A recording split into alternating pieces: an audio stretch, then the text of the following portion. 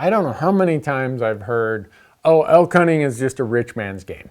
It does cost money, just like everything. Taking the family to Disneyland costs money. Taking the family out here to Yellowstone costs money. For this video, I kind of want to solve the riddle that you don't have to have gobs and gobs of money to go elk hunting or to even apply for elk hunting. But there's ways we can do this in a reasonable budget, and I want to talk about just an application budget. Because if you don't live in a state where you can buy a resident tag, a reality to go elk hunting is that you're going to be incurring some costs for application fees, for some non-refundable licenses. You might have to front some of those costs. There's a whole bunch of stuff that goes into that. So how can you do it on a reasonable budget? And around the office here, we argued, what's a reasonable budget?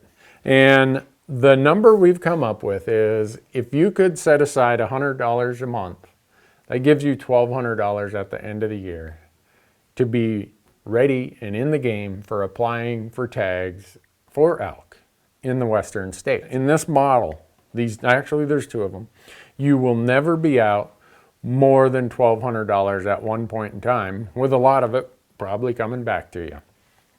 The other thing we're going to focus on is, are there states or places where you can maybe get a little bit more for your investment? Maybe there's something else that you really want to go and do, and by buying a license in that state that interests you, that's a way to get more value out of it. So this whole budget thing here is blended with a little bit of that in consideration.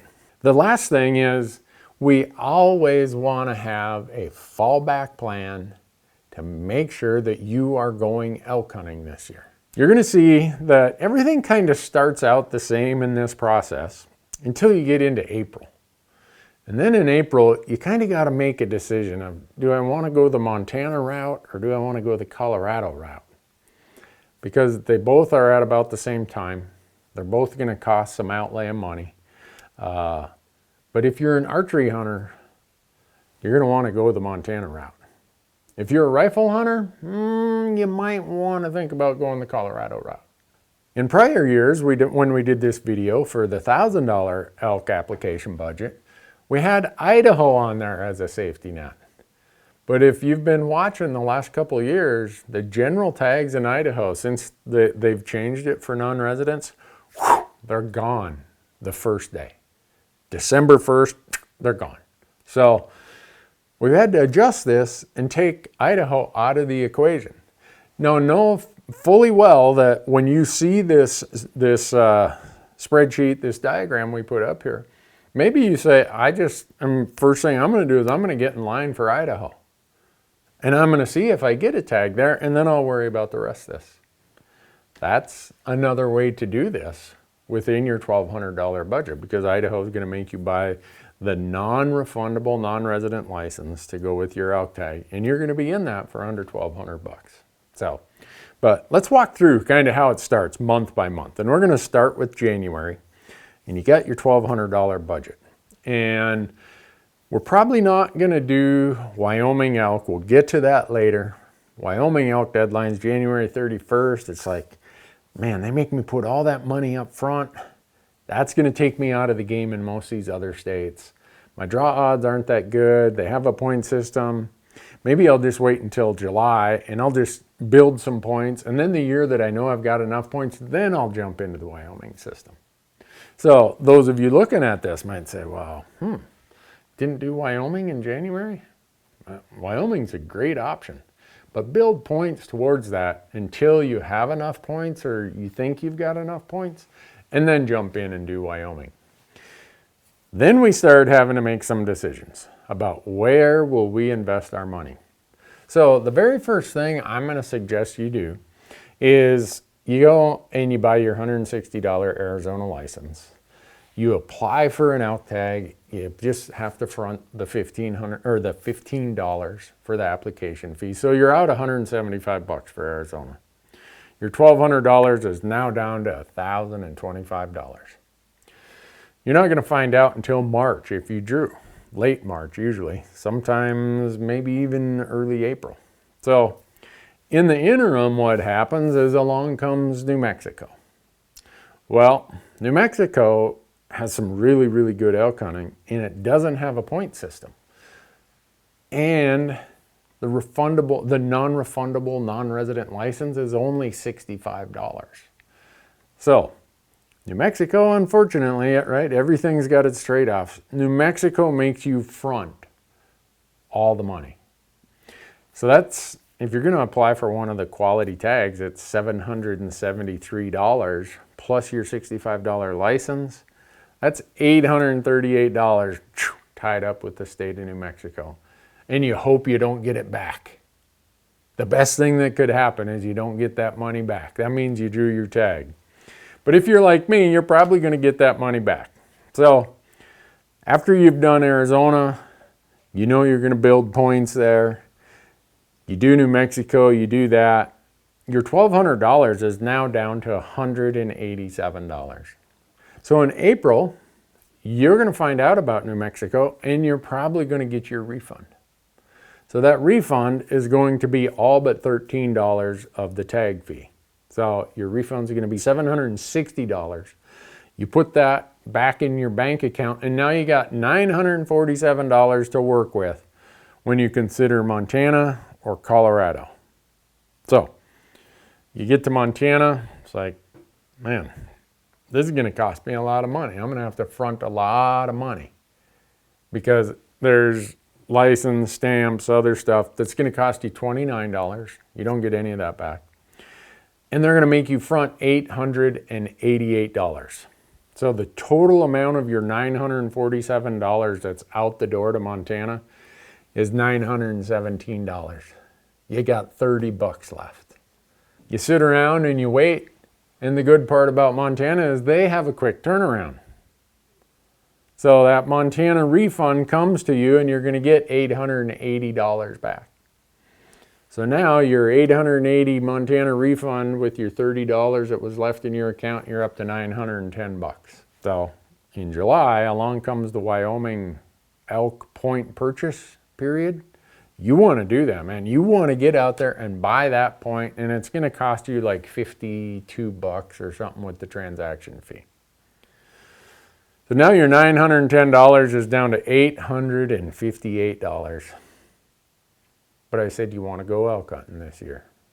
So that's when your option of the Colorado over-the-counter comes into play. Even after you buy your Wyoming point, and assuming you didn't draw Arizona or New Mexico or Montana, you bought your Wyoming point and you still have $858 left. Well, to go elk hunting in Colorado, it's going to cost you $95 for all their licenses and other kind of stuff. Your tag is going to cost you $688.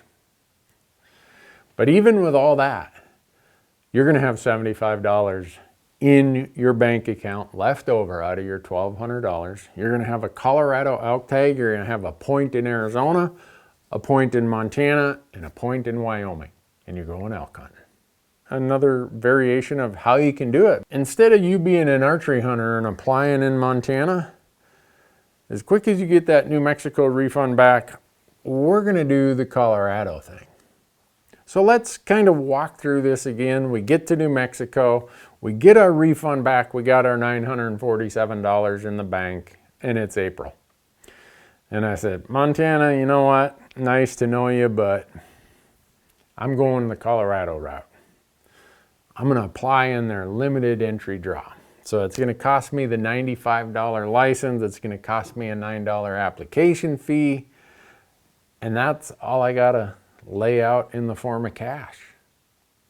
I can even check the box that says, if I'm unsuccessful in my first choice, give me an over-the-counter tag. Or I can wait and buy that over-the-counter tag later.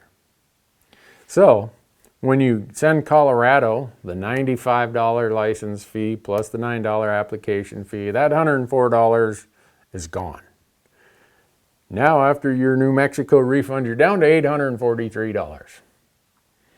And you might say, well, I'm going to buy a point in Wyoming. I would say you should buy a point in Wyoming. The $52 point in Wyoming is the best investment you're going to make in the future of your elk hunting. If it wasn't so complicated, I'd offer to front you all the $52. My wife would kill me, but that's how much I think it has in terms of value. If you aren't buying the $52 point in Wyoming, you really aren't that dedicated to being a traveling elk hunter. There, got that off my chest. So the reason Colorado makes a lot of sense in this scenario is you've already bought the $95 license when you did your application for the limited entry draw. And you built the point. So now, when you're all done with Wyoming, you look at that and you're like, I still got some money in the bank here. I can go to Colorado this year.